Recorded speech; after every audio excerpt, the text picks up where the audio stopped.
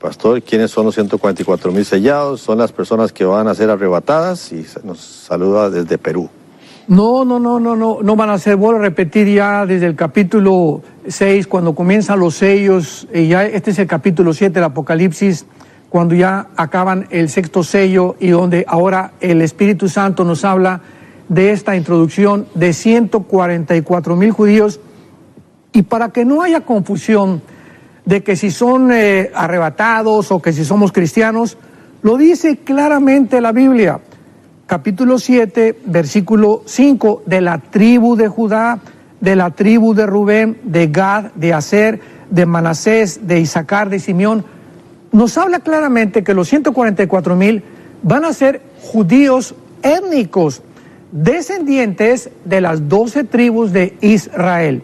Ahora bien, en el capítulo 14 de Apocalipsis, dice el versículo 4, Apocalipsis 14, 4, estos son, hablando de los 144,000, los que no se contaminaron con mujeres, y esto no significa que el hecho de que que el matrimonio sea una contaminación, porque la palabra que se usa aquí, moluno, en el griego para contaminación, es una palabra que se usa casi siempre en el sentido inmoral. O sea, estos 144,000 no van a tener relaciones, no se van a casar, pero ni siquiera van a tener relaciones con ninguna mujer. Esto nos habla claramente de que el sexo, ¿verdad? Nadie se va a morir por no tener sexo. Entonces, esos consejos que nos dan los psicólogos y los psiquiatras, que los jóvenes necesitan probar para poder realmente tener el sexo, o la famosa masturbación, es antibíblico. Los 144,000 no van a tener relación con ninguna mujer, o sea, no van a fornicar, y dice la Biblia, porque son vírgenes. Son los que siguen al Cordero y son redimidos entre los hombres como primicias para Dios. En otras palabras, estos 144,000 son los primeros frutos, no de la resurrección, porque en 1 de Corintios 15, 20 al 22, Pablo nos habla que el primer fruto fue Jesucristo. Él es las primicias de la resurrección. Después sigue la iglesia, que somos nosotros. Los 144,000 son las primicias de la resurrección de los judíos que van en el tiempo de la tribulación a resucitar. Son el primer fruto de la resurrección de los judíos, porque dice Romanos 11, 25 y 26 que todo Israel será salvo. Entonces, al final de la tribulación, cuando venga la resurrección de Israel, Daniel 12, del 1 al 2, estos judíos son los primeros frutos de esta gran cosecha del pueblo judío que Dios va a tener en el tiempo de la tribulación. Y vemos nosotros también, en segundo lugar, que estos judíos, ¿verdad?, van a ser sellados antes de las trompetas, por lo cual tienen que haberse convertido, ¿verdad?, en algún tiempo de los 6 sellos que acabamos de mencionar. Y son los que van a continuar con la evangelización del mundo, ¿verdad? Primero fueron los judíos, como Cristo vino primero a los judíos, después a los gentiles, y ahora, puesto que la iglesia va a ser arrebatada y la misión original de Israel fue perdida, ¿verdad?, como luz a las naciones, no fue completada, estos 144,000 la van a completar. Y en cuarto lugar, estos 144,000 judíos van a ser muertos durante la tribulación. Quiero compartir con ustedes esta serie titulada, que iniciamos hoy, El falso profeta, a los que quieran apuntar, y la imagen de la bestia. El falso profeta y la imagen de la bestia. Mientras más rápido nos acercamos al final de la historia, podemos descubrir la increíble deshumanización que ya predomina en el mundo. Cuando hablo yo de deshumanización, ustedes tienen que estar conscientes, como hijos de la luz, como santos de Dios, de que uno de los proyectos más grandes que hay ahorita son 2 proyectos principales que detrás de las cortinas, aunque ya hay mucho que ya se está pudiendo vislumbrar, se está desarrollando en el mundo, y uno es la transhumanismo o el transhumanismo. O sea, se están desarrollando en China ya están tratando de desarrollar soldados con superpoderes. Así que todas estas series de televisión de los superhéroes y Superman que comenzó en los 50, etcétera, Batman y Mujer Maravilla, ¿verdad? De alguna forma el mundo está llegando a este punto donde están mezclando ya genes, embriones, para producir superhombres, que fue el sueño principal del padre del ateísmo del siglo XX, Friedrich Nietzsche. En su libro Así hablaba Zaratustra, él soñaba con un superhombre porque él se decepcionó cuando su padre, que era pastor en Alemania, era pastor, el papá de Friedrich Nietzsche, murió de un problema grave en el cerebro. Él se decepcionó porque Dios no lo sanó de acuerdo a su sentir y se volvió ateo. Pero él soñaba con que el ser humano que va a triunfar va a ser un hombre sin compasión, deshumanizado, sin sentimientos, para poder realmente crear un monstruo de criatura. Entonces Hitler absorbe la enseñanza de Friedrich Nietzsche y Hitler soñó con crear una super raza, la super raza aria, donde todos fueran güeros y de ojos claros. E hizo experimentos con el doctor Mengele, ¿verdad? Como ustedes no tienen idea, que iban a crear un Frankenstein si no hubiera sido derrotada Alemania en 1945. Entonces, mientras más rápido nos acercamos a la historia, Satanás va a tratar de corroer, tratar de desbaratar, tratar de hacer a un lado o de ensombrecer la imagen de Dios en nosotros. La imagen con la cual fuimos creados a semejanza de Dios. Va a tratar de destruirla Satanás, y esta es la deshumanización que estamos viendo ahorita. Y podemos oír claramente todos los días hablar a líderes políticos, religiosos del mundo, manifestando una completa y total y absoluta insanidad mental. No puedes creer lo que tú puedes oír actualmente de la mayoría de los líderes políticos y religiosos en el mundo. No puedes creer que sean personas inteligentes, porque hablan ya con una patología de insanidad mental que dices: Dios mío, ¿cómo es posible que esté el mundo siendo guiado por estos locos? Porque es una locura total. Y no cabe duda que además de este triste liderazgo, agreguémosle la cantidad de mentiras que se propagan cada día mediante los medios masivos de comunicación, con el propósito diabólico de deteriorar el carácter del ser humano.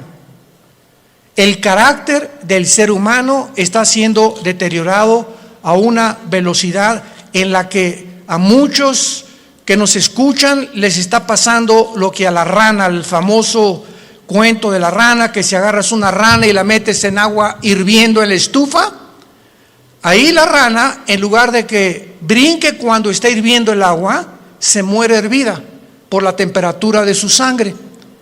Y así está pasando con la mayor parte de los seres humanos. Se están acostumbrando a la depravación moral, a la degeneración, a las mentiras, a que lo anormal sea ahora normal. Estamos en un mundo muy difícil, muy peligroso. Y esto lo anunció el apóstol Pablo en su segunda carta a Timoteo, capítulo 3. Timoteo debe saber esto, que en los postreros días, que son los que estamos viviendo, vendrán tiempos peligrosos. Y esta palabra peligroso en el griego es chalepos, que se tradujo solamente 2 veces en todo el Nuevo Testamento. La primera con el endemoniado gadareno, se tradujo salvaje. O sea, vendrán tiempos salvajes. El salvajismo de la gente se manifestará principalmente en las grandes ciudades, como ya lo estamos viendo hace algunos meses. En Estados Unidos salieron, ¿verdad?, grupos de izquierda a derrumbar la estatua de Abraham Lincoln, de George Washington, de Martin Luther King, etcétera, etcétera, a incendiar patrullas, destruir comercios, etcétera, etcétera. Estamos viéndolo en Europa, en Francia, en Inglaterra, en Italia, en México, en Sudamérica, un salvajismo, una anarquía de la gente, y donde este fenómeno en Estados Unidos llegó al clímax cuando a la policía le prohibieron actuar, que no se metieran, que los dejaran derribar las estatuas, que dejaran hacer lo que estaban haciendo.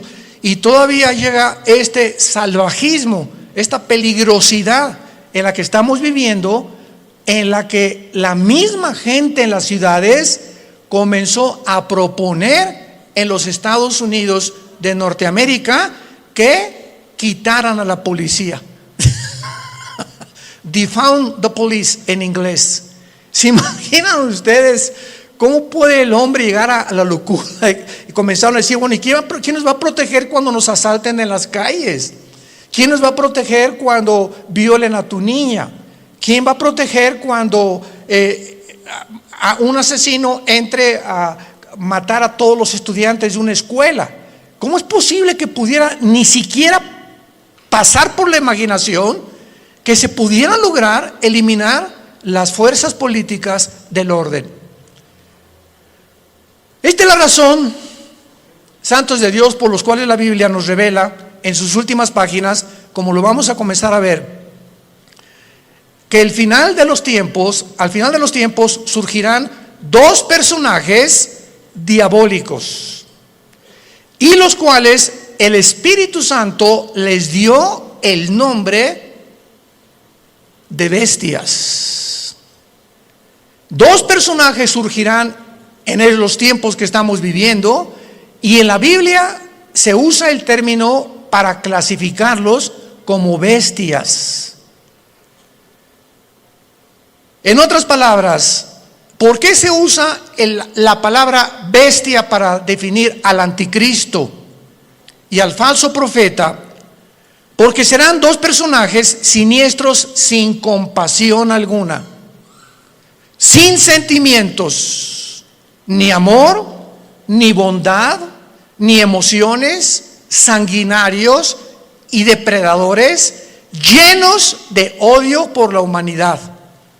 Estos dos personajes tendrán el control político, religioso y económico del mundo durante los últimos 3 años y medio de la gran tribulación.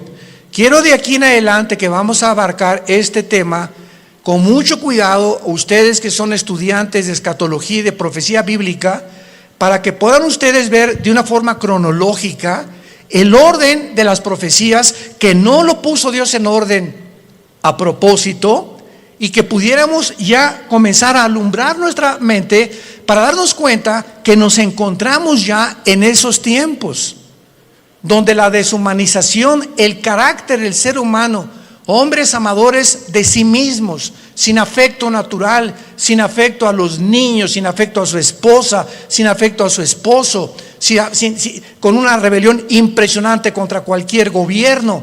Vivimos un tiempo de anarquía, y tenemos que estar conscientes como hijos de Dios de no solamente vivir y, bueno, yo trabajo y tengo mi taller de carpintería o de plomería o mi bufete de abogados o mi consultorio médico, etcétera, etcétera, y nos metemos en una burbuja donde ese es nuestro mundo nada más, desconectándonos y abrir una ventana para ver lo que está pasando en el mundo, por lo que está pasando en el mundo nos va a alcanzar a los que no estén protegidos. Como dice en Lucas 21, 32 en adelante, Jesucristo: orad para que sean tomados por dignos de escapar de estas cosas, de las cuales sobrevendrán al mundo entero. Abran sus Biblias en Apocalipsis capítulo 13. Y vamos a comenzar esta serie, el falso profeta y la imagen de la bestia. Yo estoy muy emocionado porque anoche le decía a mi esposa, por cierto, acabamos de tener a nuestra primera nietecita. Natalia, nuestra hija, acaba de ser mamá. No es porque sea nuestra necesita, pero está bella, está hermosísima. Y mi esposa, como Pepita en comal, ya ni me pela. No está, ¿verdad?, completamente su primera nieta de mi esposa. Y está, ¿verdad?, pero bueno, yo la comprendo, a todos ustedes son mujeres, ¿no? Entonces, pues estamos pasando un tiempo hermoso, ¿verdad?, donde ella no quiso venir hoy a la iglesia. Me dijo que la disculpara ante ustedes, porque me dice, bueno, vayan a las hermanitas, me van a abrazar estas cosas y no quiero contaminar. Me tiene un miedo tremendo a comunicarle algo a su nietecita. No sale ahorita de la casa de mi esposa más que de la casa de ella a la casa de Natalia, mi hija, etcétera, etcétera, y de vez en cuando a un restaurante. Pero es maravilloso que podamos darnos cuenta que estas criaturas que están naciendo actualmente en el siglo XXI, el mundo que van a enfrentar. Impresionante el mundo que van a enfrentar. Y en el Apocalipsis capítulo 13, versículo 11 en adelante, se describe que después de enunciar el Espíritu Santo en el versículo 1, que del mar subió una bestia que es el anticristo, dice: después vi otra bestia que subía de la tierra. Una sube del mar y la otra de la tierra. La bestia que sube del mar, síganme con mucho cuidado, no es el anticristo, es el principado demoníaco que entrará al anticristo. El anticristo va a ser un ser humano como tú y como yo, pero cuando la Biblia habla de la bestia, está hablando de principados demoníacos, como dice en Apocalipsis capítulo 11, la bestia que sube. Ahí nos damos cuenta, esta bestia, ¿de dónde subió? No de la tierra, subió del abismo. ¿Y qué es el abismo? Es la prisión de los ángeles caídos que se rebelaron contra Dios y de muchos demonios. Entonces vemos que alguien de esa prisión va a ser soltado y va a poseer completamente a la persona del anticristo. Entonces el anticristo será bestia, humano. Y esto es interesante porque Cristo fue Dios, hombre. Cristo era 100% hombre y 100% humano. Cristo fue poseído por el Espíritu Santo y lo dijo repetidamente: yo no hago nada como humano, más que lo que veo hacer al Padre, y en el Espíritu Santo echo fuera demonios. Yo hablo no mis palabras, sino las palabras del Padre. Cuando yo voy caminando por la calle, yo no digo, ay, voy a sanar a este cieguito. No, si el Padre no me dice que lo sane, no lo sano, porque no he venido a hacer mi voluntad. Vino a someterse su humanidad 100% a la dirección del Padre. Y si esta Trinidad diabólica, que va a ser el Padre, va a imitar al Padre, Satanás. El anticristo va a imitar a Cristo, porque la palabra anticristo, apúntalo, significa en contra de Cristo o en el lugar de Cristo. Implica las dos definiciones. Y el falso profeta hará el papel o jugará el papel del Espíritu Santo, la Trinidad diabólica. Entonces, cuando comenzamos a poner todo esto junto, comenzamos a entender tantas cosas en la Biblia que aparentemente en una lectura superficial no lo podemos descubrir. Entonces, la bestia, el anticristo, sube del abismo, porque ahí dice, apúntalo, Isaías 27, versículo 1 y 2, que la serpiente voladora que vive en el mar. El dragón se le menciona ahí que es Satanás. Entonces, en las profundidades del mar, cuando baja en una sonda que tal vez son 8,000, 9,000 metros, a donde puede llegar la profundidad más grande en un océano en el mundo, debajo del océano está el abismo, en el centro de la tierra. Ahí está el Hades, la prisión de los demonios, con compartimentos como es el abismo y el Tartarus, que en 2 de Pedro capítulo 2 se menciona que es la palabra infierno. Entonces, aquí en este planeta, en el centro de la tierra de este planeta, hay 3 prisiones que nadie va a poder bajar. Y es interesante que estamos ya queriendo ir a Marte. Jamás nadie podrá ni siquiera tocar el centro del globo terráqueo. Lo único que los científicos saben es que el centro de la Tierra es fuego. Es la única información que tienen hasta este momento. Entonces, el falso profeta, que se le menciona como otra bestia, subía de la tierra porque va a ser un hombre, aunque también desde luego poseído por demonios. Y vean ustedes cómo se presenta este falso profeta, con 2 cuernos semejantes a los de un cordero. Y la palabra cordero aquí en el griego es arnión. Arnión con A-R como suena, que significa corderito. Chiquito, un borreguito chiquito, inofensivo, pero hablaba como dragón. O sea, este hombre, que es el falso profeta, va a ser el compañero en los últimos 3 años y medio nada más. En los últimos 3 años y medio de los 7 años de la tribulación. Él y el anticristo van a actuar juntos durante 3 años y medio, porque el falso profeta va a ser su ministro de propaganda, de economía y de religión.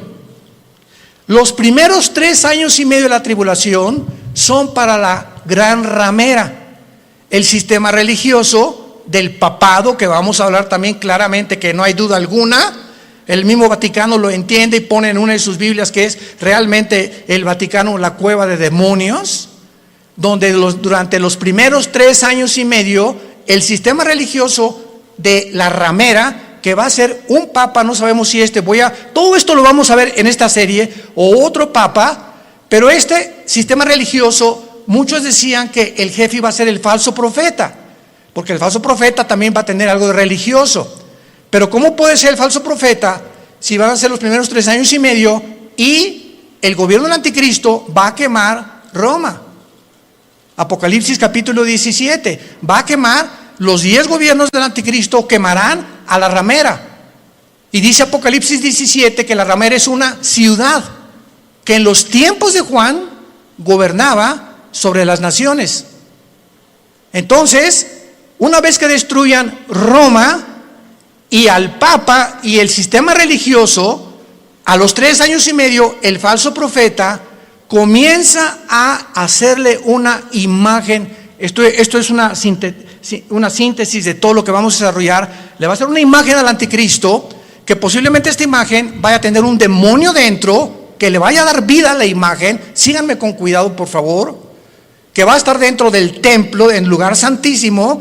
Y a esta imagen el falso profeta es el que va a poner la marca del 666. ¿Cuántas veces hemos oído que el anticristo mandará marcar al mundo?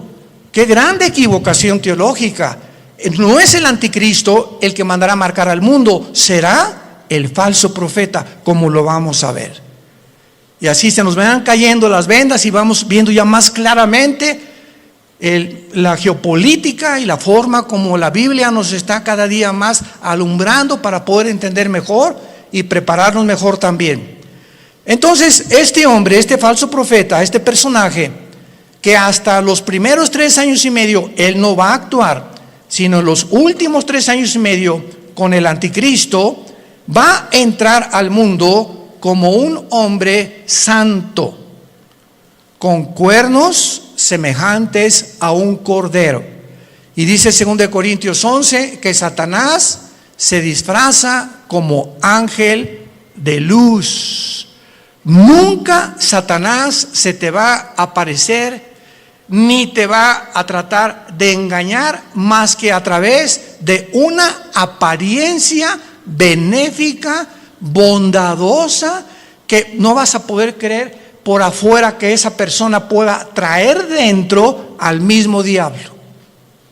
Pero hablaba como dragón, y del corazón habla la boca.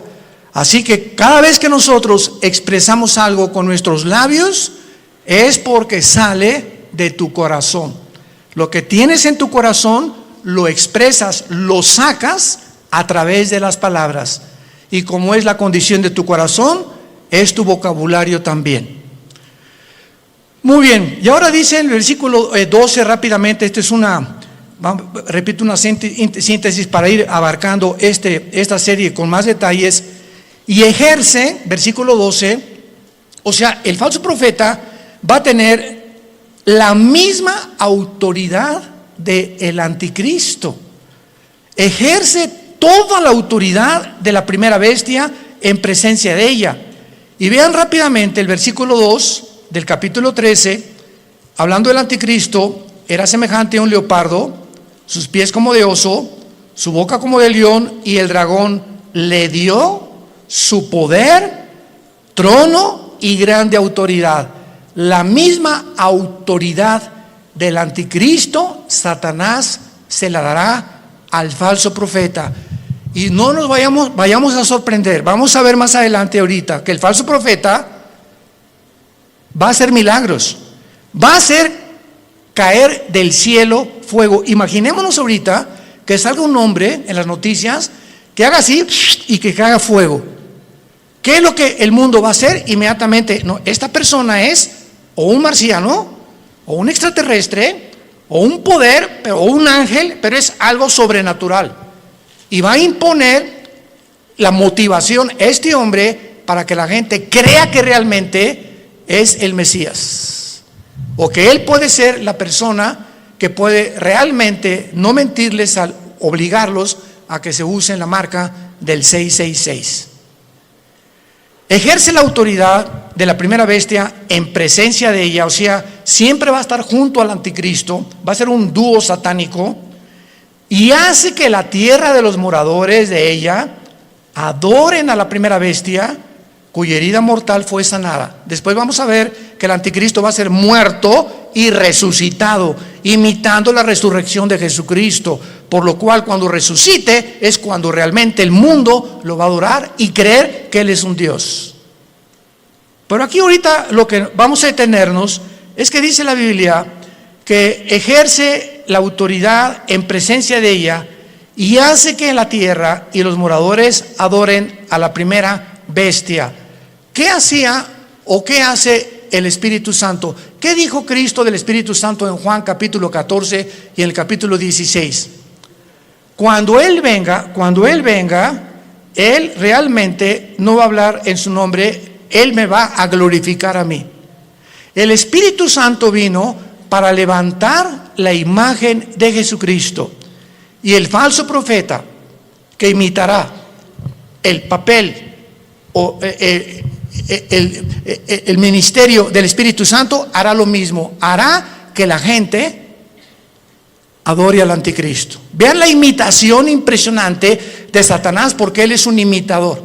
Él va a hacer que adoren a la bestia. Vamos a ver de qué forma va a hacer que la adoren.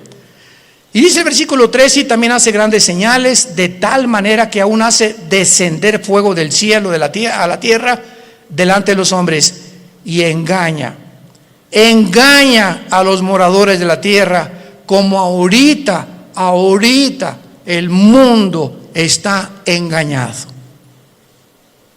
Ahorita hay un engaño que está cubriendo desde el polo norte hasta el polo sur, del este al oeste, al mundo y a los seres humanos.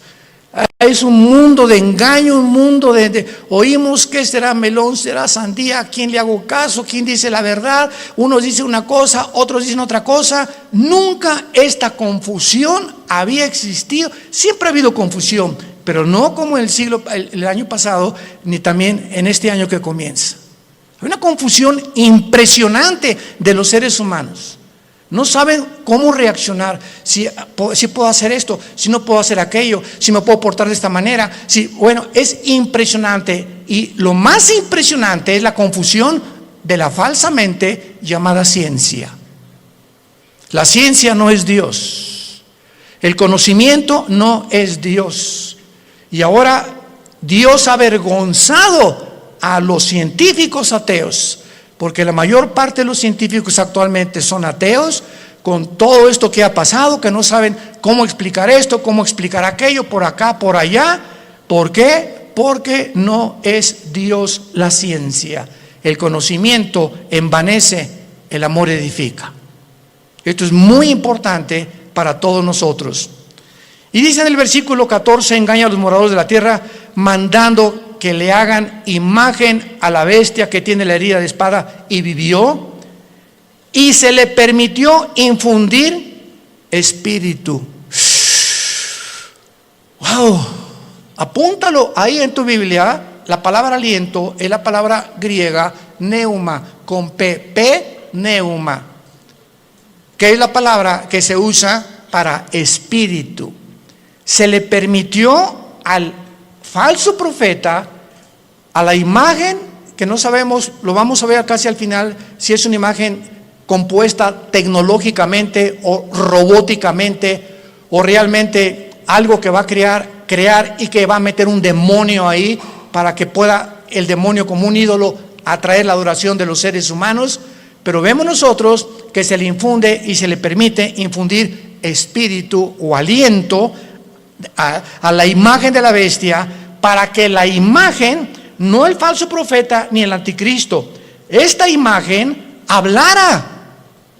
Estamos aquí pisando terrenos bien profundos que no nos habíamos dado cuenta hace muchos años, por lo menos yo estudiando la escatología, hasta ahorita me está cayendo, como decimos, el 20. La imagen va a hacerla hablar, y para que hiciera matar a todo el que la adorase. Y esta imagen, ¿saben quién es? La que el profeta Daniel mencionó como la abominación desoladora. Cristo en Mateo 24:15 les dijo a los judíos que estén en Judea, no a la iglesia, a los judíos que estén en Judea: cuando vean la imagen desoladora que habló Daniel, escápense de Judea. ¿Y dónde está Judea? Ahorita es lo que se llama el Banco Oriental en la tierra de Israel. Y Judea ocupa ahorita donde está la ciudad de Jericó, y es ahorita controlada por los palestinos. Qué interesante que Jesús dijo: no de Samaria, no de Galilea, los que estén en Judea, sálganse y corran, porque vendrá una tribulación como jamás la ha habido. O sea, los judíos que están ahorita en la zona geográfica de Judea, que ocupa Jericó y que está en manos de los palestinos dentro de la tierra de Israel, los palestinos serán los que van a perseguir a los judíos por órdenes del anticristo. Qué interesante que Jesús mencionó Judea, no a Galilea ni Samaria. Se le permite infundir aliento, espíritu en la imagen, para que la imagen hablara e hiciera matar. Aquí todos ustedes, cuando yo leí esto hace muchos años, son cosas que uno lee y le das la vuelta a la hoja, ¿verdad? Como que no le entiendo muy bien aquí. ¿Cómo que le va a meter un espíritu? O sea, ¿cómo que el anticristo va a resucitar? ¿Qué tiene el poder de resucitar muertos? ¿Tiene el anticristo, tiene Satanás el poder de dar vida? Miren, hermanos, nunca jamás hemos estudiado a conciencia el poder de Lucifer.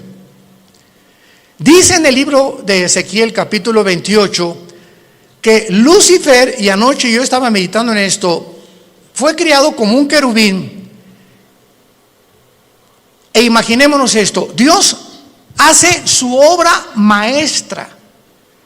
Ningún otro querubín, serafín, ángel jamás ha sido creado con la perfección, la sabiduría, el poder con el que fue creado Lucifer.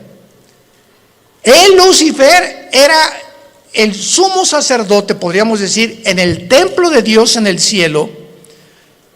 ¿Y de qué estoy hablando? Que si hay un sumo sacerdote, es el que está jalando a los ángeles para que puedan adorar a Dios.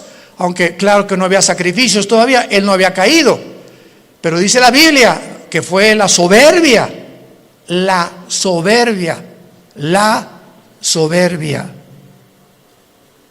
que se encontró en él. En otras palabras, cuando Dios crea a este querubín con tanto poder y con tanta sabiduría, él tenía y no hay una criatura que no haya sido creada de la misma manera. Dios a todos nos ha creado. Adán y Eva no tenía naturaleza pecaminosa. Tampoco la tenía Lucifer. ¿De dónde salió el pecado de Lucifer? Bueno, ya en Adán y Eva, igual que Lucifer, fue creado sin pecado, pero con el potencial dentro de su naturaleza de responder hacia un camino o hacia el otro camino. Porque si ese potencial no hubiera sido puesto dentro de las criaturas que Dios creó, hubiéramos sido y hubieran sido los ángeles robots. No hubiéramos jamás podido tener enfrente, no, voy a escoger uno o dos caminos.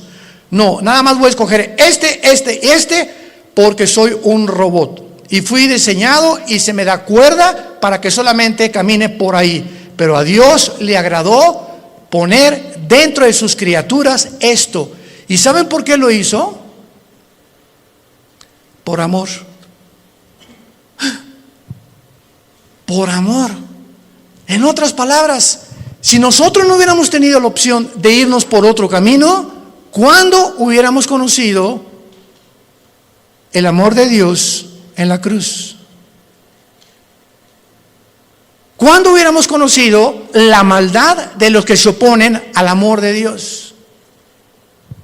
¿Cómo podríamos conocer la compasión, la misericordia, la gracia y la bondad si no tuviéramos la antítesis o lo contrario o lo opuesto a lo que es el amor, el bien, la misericordia, la compasión, etcétera, etcétera? Entonces, gracias a ese amor que Dios tuvo al crearnos, nos pudo mostrar de tal manera. Dios amó al mundo que nos ha dado a su Hijo unigénito, para que cualquiera de ustedes que en él crea no se pierda, mas tenga la vida eterna. Fue por el amor de Dios que Él permitió que el mal entrara al universo. ¿Cómo te quedó el ojo? Porque es el argumento número uno de los ateos. Yo en todos mis años pasados que tuve argumentos con ateos, agnósticos, escépticos, en televisión, en radio, etcétera, etcétera, siempre sacaban la primera carta. Y su primera carta que traían ahí era: a ver, contésteme usted, ¿por qué el mal entró al mundo? Yo les contesté: me da mucha risa, Mr. Ateo, porque ustedes no tienen respuesta y nosotros sí. O sea, los ateos jamás te podrán, ¿cómo van a poder contestarte si no saben ni siquiera, no creen ni siquiera que hay Dios? Entonces, ¿cómo van a poder explicar la maldad humana, el castigo humano, la deshumanización humana, cuando no entienden ellos? Porque cuando no hay Dios, eres tú Dios. Por eso el ateísmo es insostenible filosóficamente. Tú le dices me dice una persona: yo soy ateo. Le digo: no eres un ateo. ¿Quién te dijo que eres un ateo? Filosóficamente tú no puedes sostener esto. ¿Por qué? Porque me estás diciendo que tú eres Dios. Si no hay una fuerza fuera de ti que tiene control de tu vida, que te la has entregado y que reconoces que dependemos de algo que trasciende nuestra naturaleza, tú te pones tus leyes, tú haces tus mandamientos, tú decides qué es bueno y qué es malo. En otras palabras, te conviertes en Dios. Son dioses para ellos mismos. No hay ninguna persona que se atreva a decir: yo no tengo Dios. Porque adoras al Dios verdadero, o te haces tú mismo el Dios que tú crees, engañado por Satanás como fue engañado Eva, que podrás ser como Dios, creyendo y haciendo tú, decidiendo entre el bien y entre el mal. Y aquí, para terminar esta parte de Apocalipsis 13, dice, vamos a unirlo desde el versículo 15. Está hablando del falso profeta. Al falso profeta se le permitió infundir aliento o imagen, espíritu a la imagen de la bestia, para que hablara, matara y a todo el que no la adorara. Y hacía que a todos. ¿Quién hacía que a todos? ¿De quién está hablando? ¿De quién está hablando? Del falso profeta. Es otra de las funciones del falso profeta. Él va a hacer, Él va a provocar, Él va a motivar, Él va a llevar a cabo este ministerio.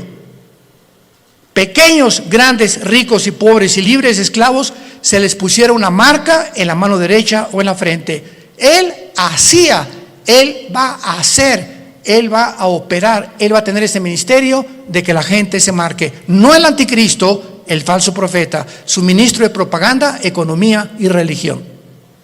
Él. Y que ninguno pudiera comprar ni vender, sino el que tuviera la marca o el nombre de la bestia o el número de su nombre. Y aquí hay sabiduría. El que tiene entendimiento, cuente el número de la bestia, que es número de hombre, y su número es 666. Y no me quiero saltar lo que les dije. No conocemos el poder de Satanás, pero está en la Biblia.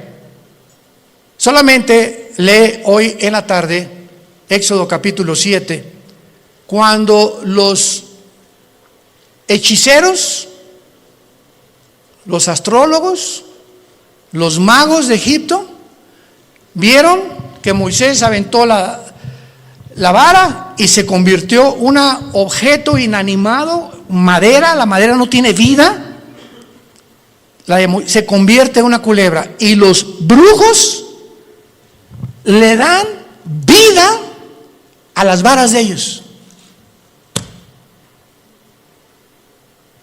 Yo cuando me puse a pensar en esto dije, o sea, Satanás no puede dar vida. Lee la Biblia. Pero ¿qué tipo de vida también? ¿Y de qué forma él puede tener el permiso de Dios para hacer cosas? Como dice Apocalipsis 12, engaña al mundo entero. Entonces los brujos pudieron hacer aparecer esto como algo vivo, y la vara de Moisés, que tenía vida, que era una culebra, se come a las demás. O sea, no era una ilusión óptica lo que hicieron los brujos. Si la vara de Moisés se comió a las culebras de los hechiceros, era porque eran culebras de veras. No eran como, leí una vez un comentario de una persona ahí, ¿verdad? Que como el mundo está lleno de estas personas, no, han de haber sido ilusiones ópticas, han de haber sido apariciones, a lo mejor fueron hologramas que hizo el Satanás. ¿Eso por qué se las comió? Y lo mismo pasa ahora con lo de la vacuna también. Oiga, ¿será la vacuna la marca del anticristo? Por el amor de Dios, lee tu Biblia. ¿Qué dice la Biblia que va a ser aquí en la frente o en la mano derecha? Y las vacunas no las ponen aquí. Entonces, ¿cómo puede ser una vacuna la marca de la bestia? Te la ponen aquí o en cualquier músculo del cuerpo. Y la marca de la bestia es algo que está impreso aquí o aquí. Entonces nos damos cuenta cuánta confusión existe. ¿Por qué? Porque no hemos vuelto a leer la Biblia como Dios quiere que la leamos, en oración y con mucho cuidado. Y veamos entonces que a la mitad de la tribulación, los últimos 3 años y medio, y antes de que, voy a darles rápidamente un panorama, una cronología de lo que va a pasar. Antes de que el anticristo llegue a Jerusalén, porque antes de los 3 años y medio es posible que el anticristo esté en Roma y se mueva sus cuarteles generales a Jerusalén. Entonces, antes de que llegue a Jerusalén el anticristo, ya estará unido con el falso profeta. Cuando a los 3 años y medio y la ramera fue ya quemada, el falso profeta se levanta con el anticristo y entonces convierte en la tercera persona de la Trinidad satánica. Y estudiamos que durante el viaje del anticristo a Jerusalén, antes de los 3 años últimos y medio, en los primeros 3 años y medio el anticristo asesinó a los 2 testigos. Velo apuntando si te interesa. Número 1, ya había cancelado las ofrendas del templo. A la mitad de la tribulación estamos hablando. Ya había invadido el lugar santísimo, haciéndose llamar como Dios. Ya había colocado la imagen desoladora o la abominación desoladora, que es su imagen, en 6º lugar. Ya se había exaltado como el único Dios. Ya había blasfemado de Dios y ya había iniciado su campaña de genocidio en contra de los judíos. Estas son las acciones primarias que el anticristo llevará a cabo durante los primeros 3 años y medio. ¿Y cómo lo sabemos? Porque en Apocalipsis 17, cuando le dice el Espíritu Santo a Juan, ven y te enseñaré la sentencia o el juicio contra la gran ramera, que es el sistema religioso católico romano.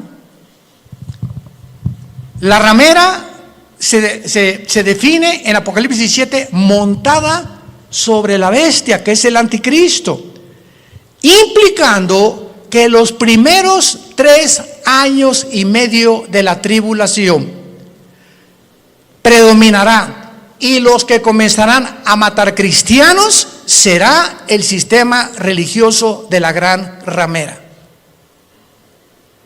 Ahí el anticristo figurará como tal vez ahí al lado, pero el sistema religioso controlará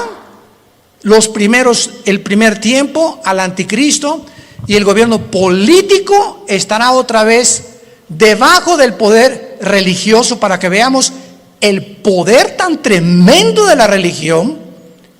¿Y dónde lo hemos visto anteriormente en la historia? Por el amor de Dios. 18 siglos el Vaticano gobernó Europa. Reyes, presidentes, dictadores, nadie podía casarse ni comprar sin la orden de un papa. Y el 45% de los papas fueron completamente degenerados, nombrados papas cuando eran niños. Otros mataron a su mamá, como lo hizo Calígula. Bueno, es impresionante cuando rascamos y profundizamos lo que pasó con lo que la gente le llama la religión. Y de eso fue de lo que Dios nos salvó a la mayor parte de nosotros. Yo quería ser curita a los 14 años de edad, o padrecito, como le quieran llamar. Y cuando me dicen, pero usted va a tener que hacer el voto del celibato, señor Alducin, y no va a poder casarse, me dio, hasta retortijones me dio. Le hablé a mi papá y le dije, ¿verdad? O sea, ¿cómo es posible por qué nos van a prohibir tener una mujer? Ah, muy fácil, porque si te casas, tu dinero es para la familia y ya no le puedes mandar al Vaticano. Tu lealtad tiene que ser a tu esposa y a tus hijos, escuela y todo. Pero si no tienes perro que te ladre, pues todo lo que te entra lo mandas para allá. Y se convierte el Vaticano hasta ahorita en el estado más rico, millonario, multibillonario del mundo entero. Ni Putin, el presidente de Rusia, como lo dijo, tengo el dinero que está guardado en esculturas, en cuadros, en joyas, en piedras, en diamantes, en zafiros, en esmeraldas en el Vaticano. Pero el Papa duerme en una cama de piedra, por el amor de Dios. Cuernos de cordero y hablando como dragón. Antier dijo el Papa Francisco, la Biblia tiene que ser cambiada. Los ateos se van a ir al cielo. Y nos damos cuenta la cantidad de blasfemias que están circulando, y la gente sigue igual, con las vendas en los ojos, sin poder ver la luz. Dice 2 Corintios capítulo 3, cuando se conviertan, la venda se cae de los ojos. Yo a mí hasta los 28 años, después de haber ido por aquí, por allá, esto y todo lo que busqué en mi vida, buscando qué le dé sentido a mi vida, no encuentro. Los políticos roban, la religión es una mentira, etcétera, etcétera, ¿verdad? Está desesperado en un existencialismo pavoroso. Fue cuando Jesús no se me aparece, pero mi hermano Alejandro me trae la Biblia. Comienzo a leer capítulo 14 de Juan y caigo de rodillas y digo, ¿eres tú, Jesús? ¿Eres tú a quien yo he estado buscando desde que era niño? Buscando algo que fuera la verdad absoluta, inmutable del universo. Eres tú, Jesús. Y por eso le dije cuando me convertí, no quiero saber nada de nada en el mundo más que conocerte y dedicar mi vida a ti con pasión. Nunca me quites esa pasión por la verdad. Y Dios lo hizo, gracias a Dios por su gracia y misericordia. Pero Dios dijo, cuando conozcas la verdad te hará libre. ¿Libre de qué? De las religiones, de la esclavitud, de las sectas, de la brujería, del engaño, de la astrología, del uso del sexo indebido, nos librará de todas las cosas con las que fuimos engañados, porque nacimos todos en un mundo caído de pecado, con vendas en los ojos, sin poder discernir entre el bien y entre el mal. En esta mañana, entrégale tu vida a Jesucristo. Ustedes que nos ven por los medios sociales y la televisión, este es el momento en el que dice la Biblia, hoy es el día aceptable. En este momento en que oye la voz de Dios, no endurezcas tu corazón, ábrele tu corazón a Dios. Has buscado en el ateísmo, en el comunismo, en la política, en esto, en la ciencia, en el sexo, de botella en botella, de droga en droga, de cine en cine, sin encontrar. Porque dicen que Satanás nos presenta los regalos envueltos con moños y con papel celofán, y cuando abres ese regalo que Satanás te presenta, aparentemente bueno, no hay nada dentro, está vacío. Porque así es como nos engaña y nos ha engañado y seguirá engañando al mundo. Inclinemos la cabeza y dile a Dios desde tu lugar, donde quiera que tú te encuentres: Señor mío y Dios mío, te pido perdón por mis pecados. Creo que en esa cruz tú pagaste con tu sangre preciosa por ellos, y que a los 3 días, después de haber sido crucificado y enterrado, venciste la muerte, levantándote entre los muertos para poder traernos la esperanza.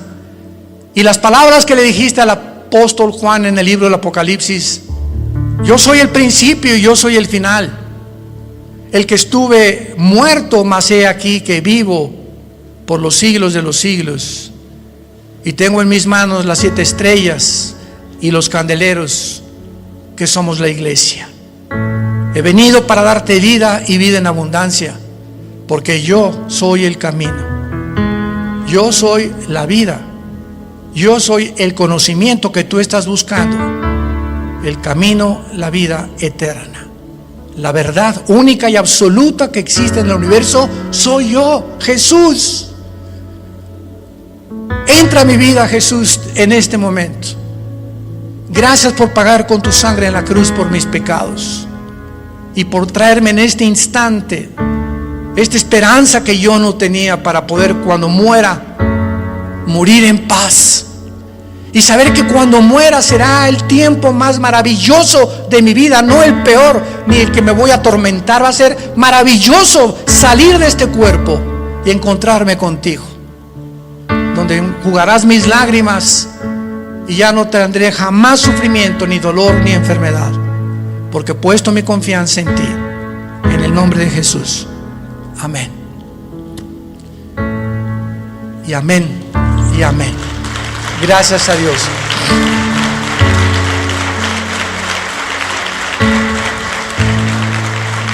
Todos ustedes que en esta mañana han hecho esta oración, sabemos claramente que tienes la vida eterna y el perdón de Dios en tu vida. No importa lo que hayas hecho en tu pasado. Ahorita alguien me puede decir que usted no sabe que yo llevo 20 personas muertas, soy un asesino, soy un drogadicto, llevo 5 abortos, 7 matrimonios. No importa lo que tú hayas hecho, este es el mensaje glorioso del Evangelio. En la sangre, en la vida de Jesús hay perdón.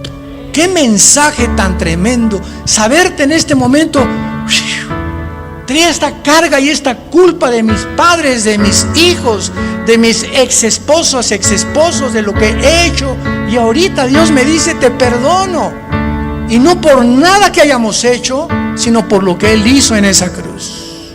Qué mensaje tan glorioso. Muchos de ustedes han perdido también en esta pandemia seres queridos, y esos seres queridos, muchos de ellos han muerto, sabemos, en Cristo Jesús.